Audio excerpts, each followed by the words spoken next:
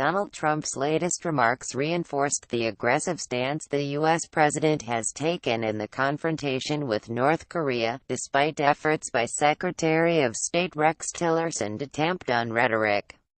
Photo of Washington. President Donald Trump stepped up his campaign of pressure on North Korea, warning the regime not to follow through with a missile test near Guam and promising massive response to any strike against the U.S. or its allies. They should be very nervous because things will happen to them like they never thought possible. Okay, Trump told reporters on Thursday in Bedminster, New Jersey. He's been pushing the world around for a long time, referring to North Korean leader Kim Jong-un. Trump stood by his threat on the 8th of August to bring down fire and fury on North Korea, saying that the statement may be wasn't tough enough. He declined to rule out a preemptive strike on Pyongyang, saying, "We'll see what happens." Trump's latest remarks reinforced the aggressive stance the U.S. president has taken in the confrontation with North Korea, despite efforts by Secretary of State Rex Tillerson to tamp down rhetoric. Trump held meetings on the situation during the day with Vice President Mike Pence, National Security Advisor H.R. McMaster and White House Chief of Staff John Kelly. The president's warning continues days of escalating rhetorical exchanges between the U.S. and North Korea, sparked, in part, by the 5th of August unanimous vote in the United Nations Security Council (UNSC) to impose new sanctions on the Kim regime. Trump indicated he expects China to do more. The standoff has rattled financial market worldwide. The S&P 500 index lost 1.5%, the steepest slide since the 17th of May, and the CBOE volatility index spiked 45% to 16.12, its highest closing price of Trump's presidency.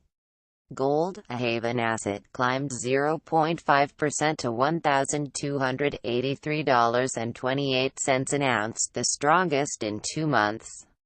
Missile threat. North Korea had responded to Trump's earlier warning by outlining a detailed plan to fire 4 Hwasong-12 intermediate-range ballistic missiles toward the U.S. territory of Guam.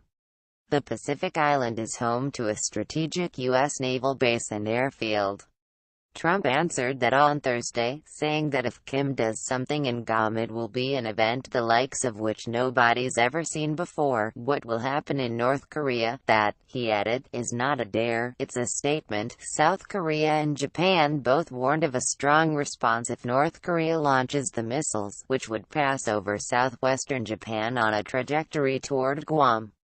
U.S. Defense Secretary James Mattis has said the military has options available and that North Korea should cease any consideration of actions that would lead to the end of its regime and the destruction of its people. Speaking at a Pentagon facility in Mountain View, California, later Thursday, Mattis said diplomatic efforts are gaining traction and are still the best approach. "My responsibility is to have military options if they be needed," Mattis said.